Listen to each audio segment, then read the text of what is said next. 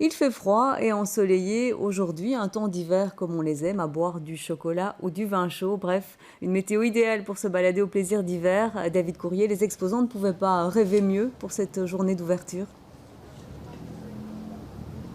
Bah oui, Muriel, hein, froid, sec et un peu piquant, mais pas trop. C'est le cocktail parfait, bien sûr, pour les commerçants. Le temps idéal pour boire un vin chaud, par exemple, et puis faire ses courses ici le long des chalets. Il y a d'ailleurs déjà pas mal de monde en ce premier jour d'ouverture qui circule au milieu des chalets. Ça va leur donner un petit peu de baume au cœur à ces commerçants, hein. Rappelez-vous, l'année passée, elle a été plutôt difficile et on sortait à peine du lockdown lors de l'ouverture de ce marché et le taux de fréquentation était descendu jusqu'à 30%.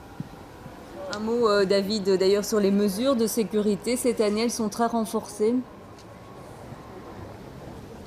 Alors extrêmement renforcé cette année, bien entendu, comme on pouvait s'y attendre. Il y a des militaires, mais surtout du côté de la police. Un grand renfort de policiers, des policiers à la fois visibles, qu'on pourra bien voir, hein, avec des chiens ou sur leur vélo ou à pied en patrouille, et puis des patrouilles invisibles. Alors, très important aussi, 2 commissariats mobiles seront disposés tout le long de ce marché. Un du côté du quai aux bois à brûler et l'autre du côté de la monnaie. Important aussi, des blocs ont été posés aux entrées, un petit peu partout aux entrées du marché, des blocs, eh bien pour éviter tout simplement un scénario catastrophe comme on a pu le connaître cet été à Nice. Dernière chose, les sacs à dos.